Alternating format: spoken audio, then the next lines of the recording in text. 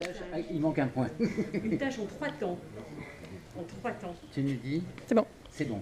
Philippe, merci beaucoup. Nous, on se connaît depuis très très longtemps. On s'est trouvés chez André Faubert, on a fait des études ensemble, donc c'est 1975. Hein, diplômé 77 chez le professeur Worsley, donc on a un parcours assez commun. En quelques mots, comment tu racontes ton histoire? C'est quoi la naissance de la médecine chinoise pour toi, qui a un autre parcours préalable? C'est la découverte, je dis rarement, mais... Profites-en, c'est maintenant que tu le dis. Non, mais auprès de Borsalino, mais la découverte d'un autre système médical. Mais en même temps, je n'avais pas du tout apprécié le personnage et j'ai quitté très vite son enseignement. Parce qu'au départ, tu as une formation de kiné, ouais. Et Borsalino faisait des cours. Voilà, donnait des cours au kiné à l'époque, et un de mes confrères d'études m'a conseillé de venir voir ce qui se faisait en médecine chinoise. C'était le collègue qui m'a invité en ce sens, c'était un ami de la Ville-Mairie aussi, quelqu'un qui connaissait très très bien la Ville-Mairie. Et donc j'y suis allé. On a trouvé quand même un petit peu le système, c'était très, très basique, ignorant des 5 éléments. Voilà. J'ai quitté Borsalino assez rapidement parce qu'il enseignait en même temps aux médecins. Il voulait que les médecins lui avaient donné le choix entre enseigner aux médecins ou aux non-médecins. Et il a fait signer à tous les gens qui étaient non-médecins, donc les kinés, c'était essentiellement pour nous, une feuille, une charte, comme quoi il ne piquerait jamais, il ne mettrait jamais d'aiguille. Bon, alors apprendre l'acupuncture pour pas piquer, c'était un peu gros.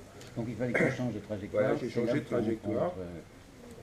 D'autres praticiens, tu as cité la Ville-Mairie par exemple, c'est quand même... Oui, il y avait Jacques Pialou qui continuait à travailler beaucoup sur, qui était un collègue aussi d'études à l'école Saint-Maurice, là, de kiné. Et donc Jacques Pialou a continué à travailler un peu autour de la médecine chinoise, et donc j'ai acheté les ouvrages, j'ai commencé à travailler un petit peu tout seul aussi. Et je fréquentais aussi la Ville-Mairie pour des soins.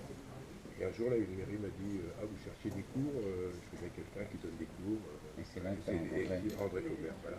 Ok, parcours avec André Faubert, professeur Worsley, beaucoup de voyages en Chine, une école, 2 écoles, tu as participé à plusieurs choses. Ouais. Ok, Philippe, juste la question que j'aimerais te poser. C'est quoi la passion qui t'anime pendant toutes ces années? Je ne saurais même pas le dire, c'est quelque chose qui est né en moi. Je veux dire, quand je suis allé chez Borsalino, ça a été vraiment le choc. D'un seul coup, j'ai trouvé un truc où il y avait un lien avec la nature, avec les cycles, avec... Donc ça ah ouais, je veux dire, depuis... je raconte souvent que quand j'étais jeune, on jouait aux Indiens et aux cow-boys, comme tous les mondes, et moi j'étais toujours un indien, parce que je trouvais que c'était des gens qui vivaient d'une façon naturelle, en harmonie avec la nature, donc c'était déjà... Bien ancré. Bien ancré. Alors, qu'as-tu fait pendant ce week-end, ce congrès de Tongjen Institute de cette année? Cette année, ce que j'ai fait, ce que j'ai présenté, j'ai présenté donc un petit peu la suite de ce que j'avais fait l'année dernière, c'est-à-dire une initiation au Pu Di Sheng, parce que beaucoup de gens sont tort avec la méthode de Wong Shui Po, qui est un petit peu plus limitée, je trouve. Donc un atelier. Oui, un atelier pratique, voilà, les poux, un document que tu as écrit. Voilà. Ok. La dernière question, parce qu'on a dit qu'on faisait très très court. Tu fais quoi l'année prochaine? Pour toi? Non, pour le congrès de Tongjen Institute. Oui, c'est ça. Non, c'est Tongjen Institute. C'est par amitié que je viens. Eh ben, merci beaucoup de ton amitié en tous les cas. Est-ce que tu as déjà une idée de quelque chose? Non, justement, je suis en train d'y réfléchir. Ce qui est un petit peu difficile, c'est de trouver à la fois une conférence et un atelier qui correspond. Choisis d'abord l'atelier, voilà. Et puis après tu fais la partie théorique de l'atelier. Oui, tout à fait. Merci beaucoup Philippe, c'est un plaisir de t'avoir encore pendant 4 jours et on continue chaque année. Merci Philippe. Alors moi je me propose de prendre le relais pour connaître... alors, je vais